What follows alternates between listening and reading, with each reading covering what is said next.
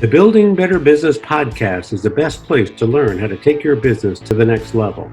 It's no longer enough to earn good profits. You need to develop a network of connections as well as use all types of marketing to your advantage that will put you over the edge. Hosted by me, Steve Eschbach, a financial executive with decades of experience in dealing with businesses and business people, we'll learn how this all comes together. Join me and my expert guests as we delve into the many facets of owning the business and how to become a good, caring business owner. Listen how making a difference in your community can attract all sorts of clientele, which in turn will build you a better business. Greetings of the day, my fellow listeners, and welcome to another edition of Building Better Businesses. I am your host. My name is Steve Eschbach. I currently own a business called Transworld Business Advisors of Naperville. I'm one of about 6 or 7 Chicagoland Transworld owners, but Transworld Business Advisors is the largest and fastest growing business brokerage in the world. We have 220 offices located here in the U.S., as well as 15 other countries throughout the world.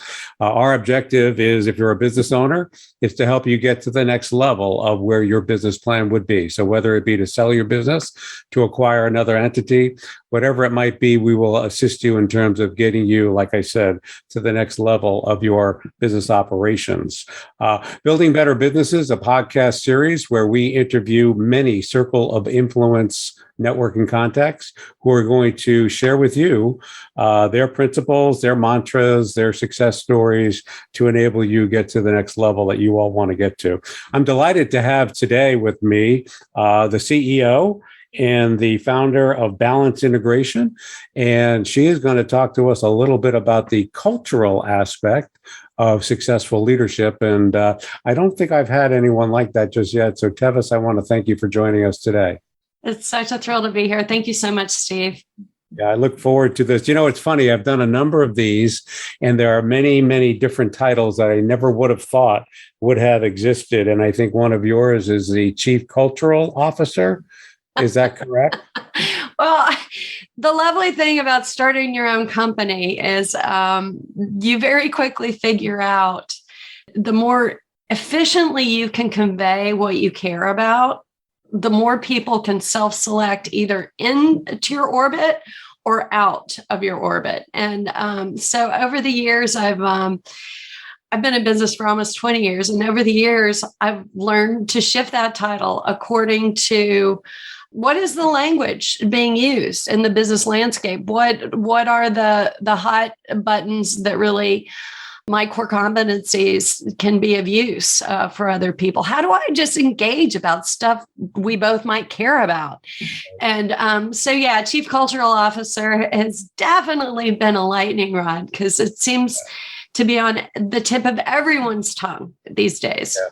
No, I totally agree with you. So we're going to get into a little bit more of that down the road because I've been a business broker for 6 years and been involved for M&A for many, many years beyond that. And I have found that the relationship building aspect of running a business is critically more important. Oftentimes it trumps the numerical and the quantifications required in a merger and acquisition transaction. But before we get into that, I want to talk a little bit about your background because I'd like to learn where you were born and raised, what kind of influence you had from your family, how mom and dad or anyone else in your family may have influenced where you are today. I cannot imagine you being a little youngster on a tricycle in your neighborhood, riding around, telling your friends, I am going to become a chief cultural officer when I grow up. So tell us a little bit about your background and how that all played a part in where you are today. See, look at that. We are genuine, aren't we? Oh my God. I really love this because I do a Game Changer chat series where I look for people who have crafted lives on their own terms. And my favorite question is, what did you most love to do as a child? And what did you think you were going to be? So I love it that you just served it straight up to me. So I was born in Athens, Georgia. And my dad was in the master's program in philosophy at the University of Georgia. All my family's from the Midwest. And he became acquainted with something that is now much more known, at the time was fairly obscure, and that was Montessori, which is a method of early childhood education. And he fell in love with it and took us to Italy. So when I was 2, barely speaking English, right, I was immersed in an entirely new culture. My mom was in the healthcare field. She was a respiratory therapist. Both of my parents at the time were the first of either of their families to pursue higher education. And both of them went on to get advanced degrees. And they were the black sheep. They were the travelers. They were the rebels. They were the cultural savants, right? We never had a ton of money, but we always had a lot of ideas, a lot of curiosity, a lot of books, a lot of music, crazy food that none of my friends had Indian food on the table when they were 5 the way I did. So yes, I was really fortunate. Of course, at the time I hated it. I just wanted to have a Twinkie and a bologna sandwich on white bread. Yep. But we come into what we come into, and that's the music that we dance to over the course of our lives. So early in your upbringing, were you ever thinking that you would be where you are today? Like when I was a youngster, I thought I'd be a Major League Baseball player. And of course, that went to the wayside pretty quickly. How about back when you were a child? Did you think you were going to be something other than what you are today? Did you have any mathematical interest? Did you have any theatrical interest? Any writing interests? What was your... Oh my gosh, this is so yummy. We could really go to town on this. The first objective I remember having was I wanted to be Nadia Comaneci. Because I think it was the 1976 Olympics came out and I was 7 years old. And I remember Nadia's theme, and I remember just watching her, and just her intensity and her focus and her grace really grabbed me. And you asked about the theatrical. I grew up with a speech impediment.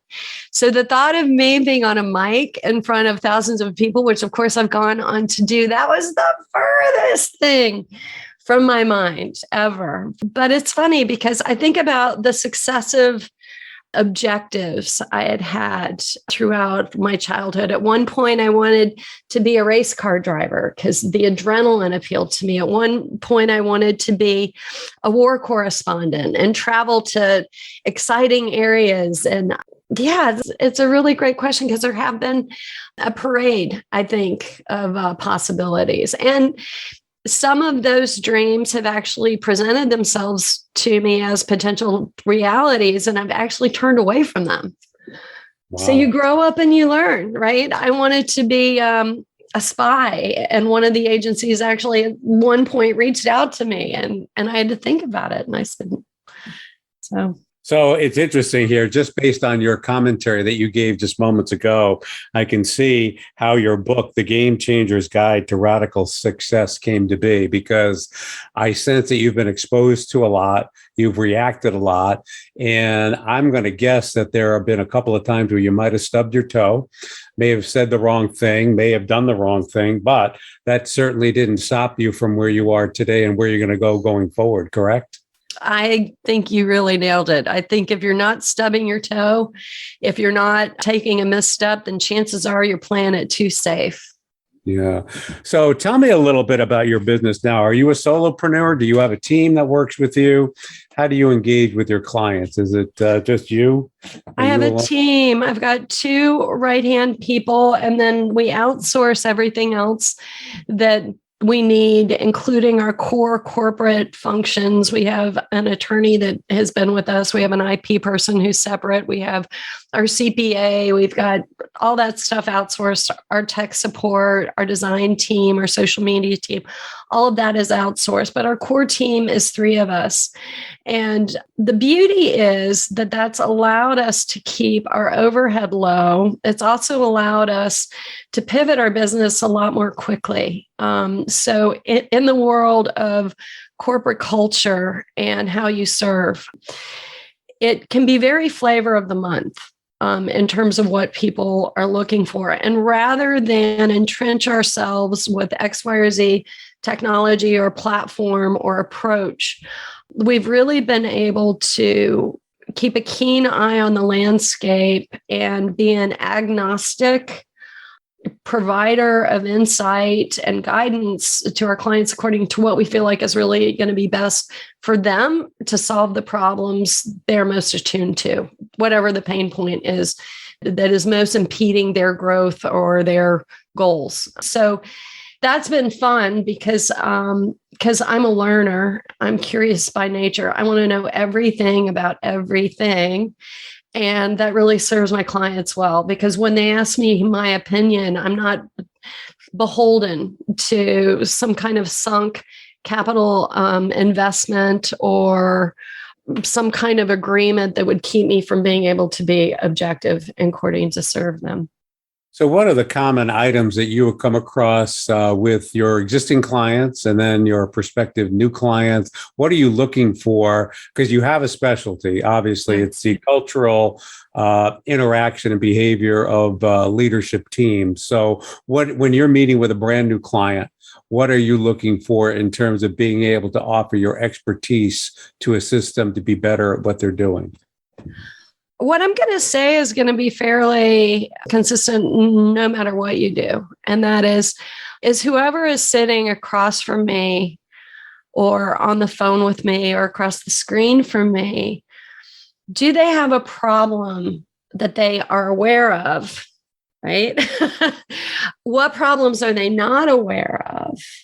And are there things I can do to help them solve those problems? Like it's very, very, very straightforward. I can talk to a CEO of any size company, and if they don't perceive a problem, it doesn't matter that I do.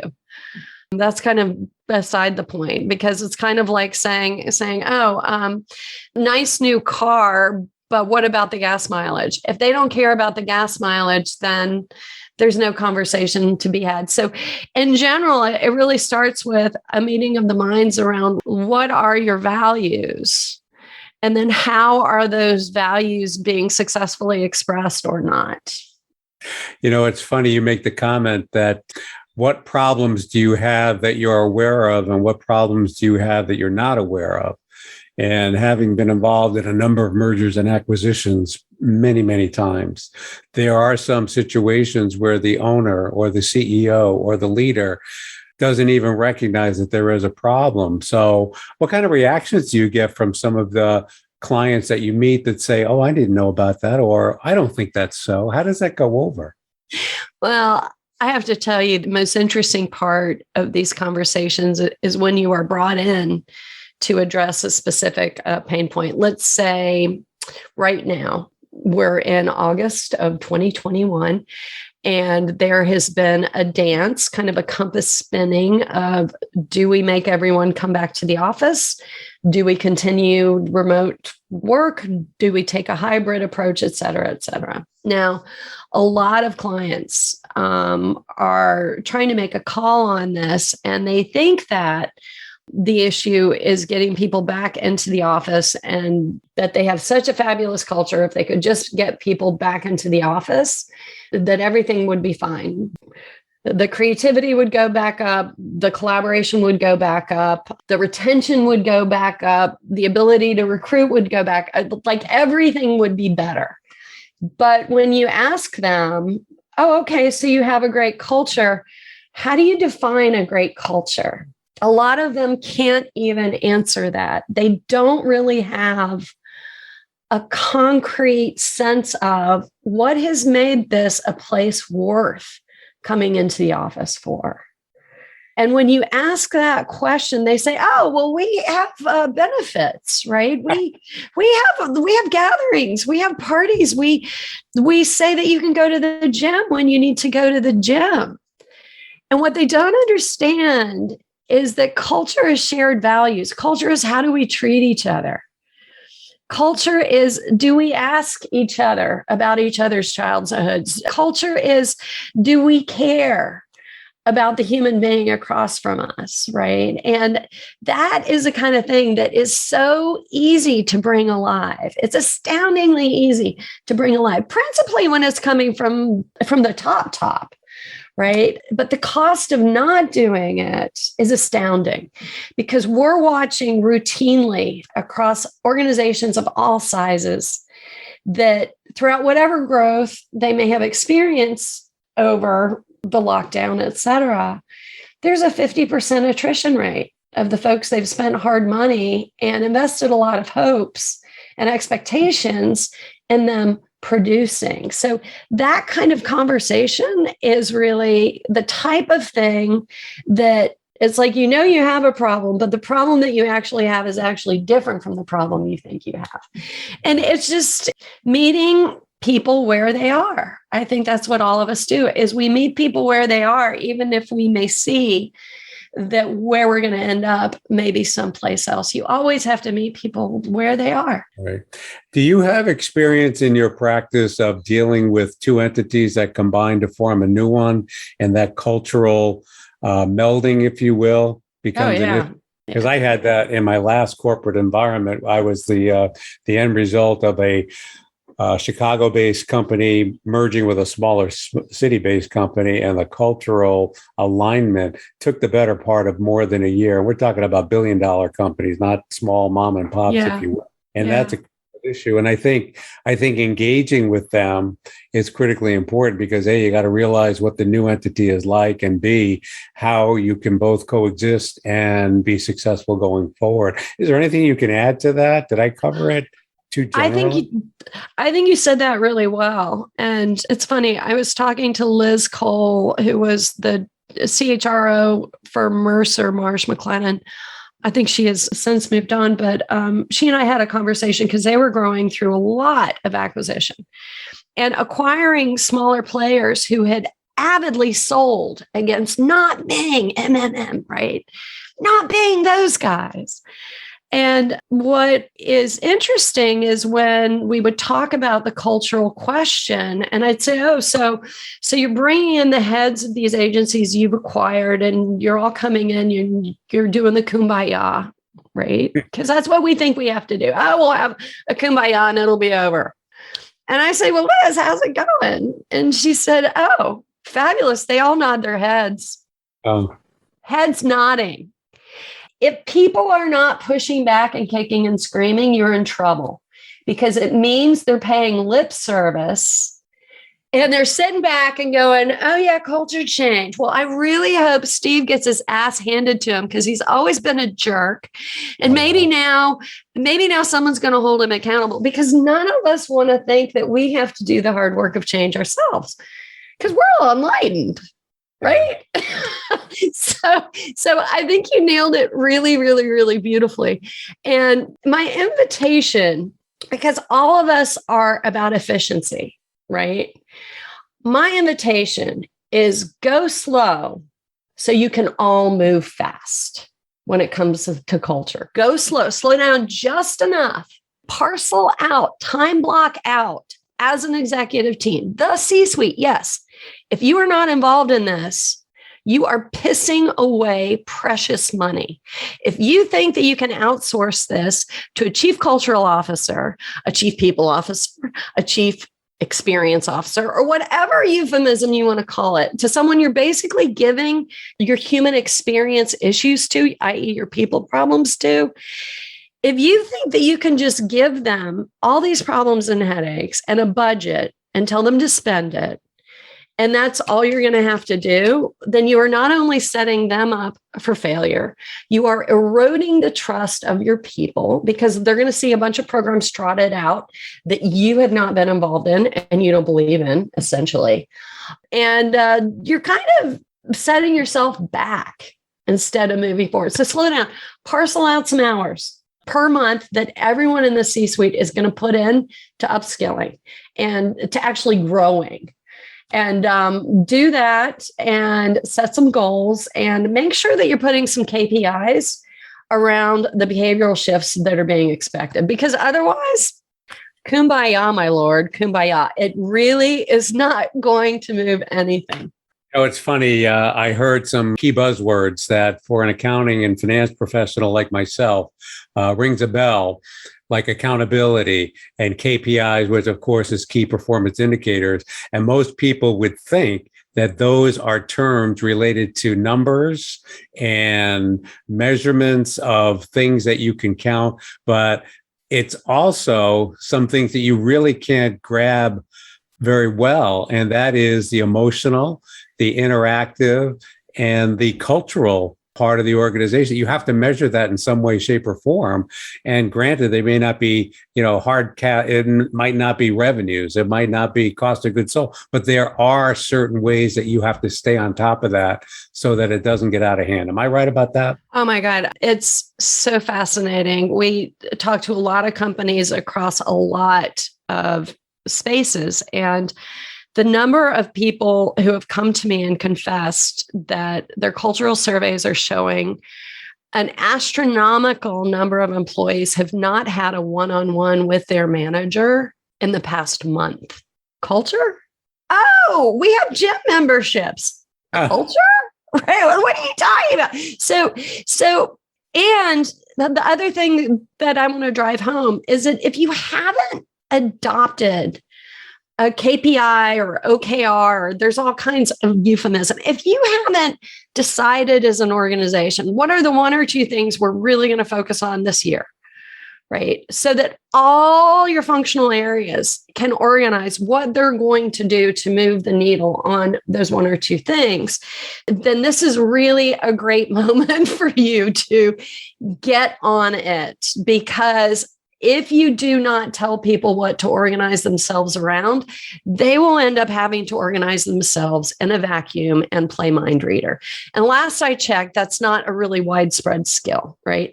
But the other thing that you said about, okay, KPIs, things you can measure, like sales calls, right? Like market share, like profitability, like reduction of cost of goods sold, all those things. The way that you bring culture into these measurable actions is you spell out with absolute specificity. If you are a manager, you are expected to blah, blah, blah. And whether it's meet with, such level X times a month, et cetera. So you may have to put tactical language on what is actually about authenticity, right?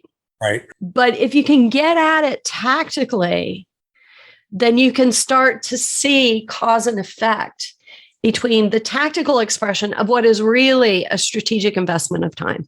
Right.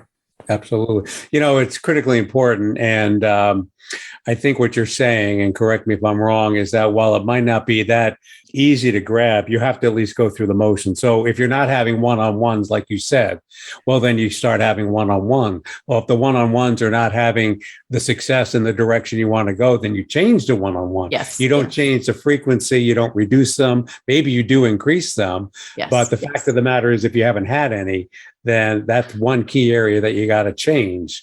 And then if they start having them and they're not producing anything, then you got to change the way you do that. I think you talked about the tactical way of approaching that. So that's so interesting. One of the comments I have here, there's many interview topics in your interview valet, which I love that term, by the way, interview valet. But you talk about forget employee engagement, focus on executive alignment instead. I think what you've been saying all along has been that. Is there anything there that we may have missed that kind of drives that point home?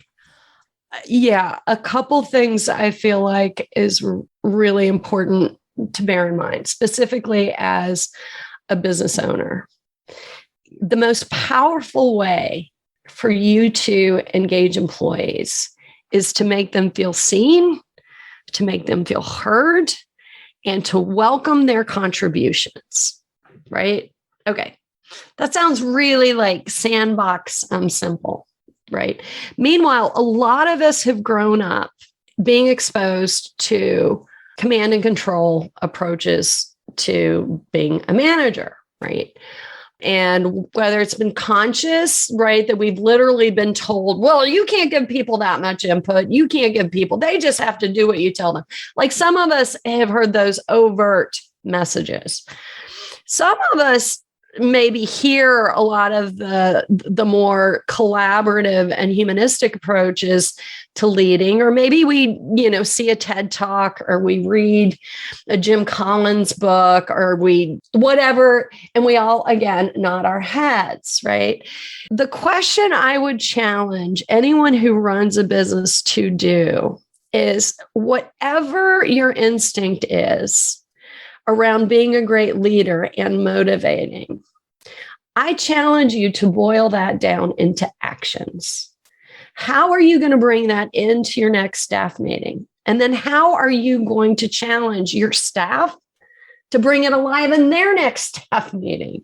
Because until we really catalyze this from the top, it's all just a bunch of nice ideas. And I love the nice ideas, and I'm just sick to death of them not becoming actions. Yeah, you're so right. I do a lot of public speaking, and I quote a lot of leaders who have said profound things.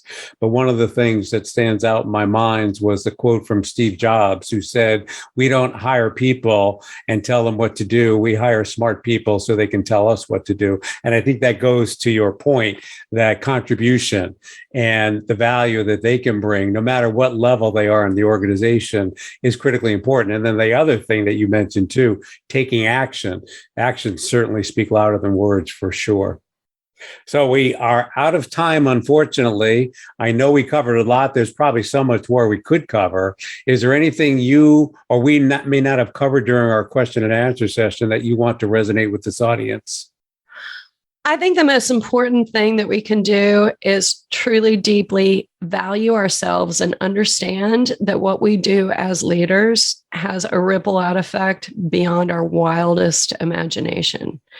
I feel that, as I've seen in the course of the firefighting, the managing, the dealing with the board, the dealing with investors, the exploring of opportunities, it's really easy to forget what we might know as parents.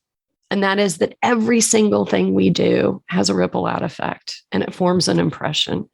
Oh, definitely. Yeah. Value yourself. Absolutely. So last but not least, where can we go find out more about you? How can we find you on the World Wide Web? I am all over the place. I am on LinkedIn, both as my company, which is Balance Integration, as well as Tevis Trower. You can catch me on Instagram and Facebook under the same, as well as on Twitter.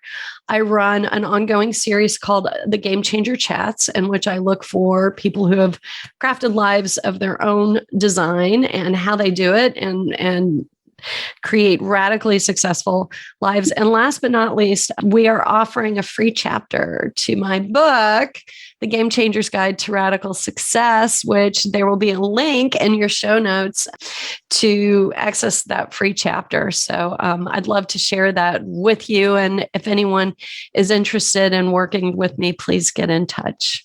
That is so great. Thank you so much for sharing your insights. They were powerful.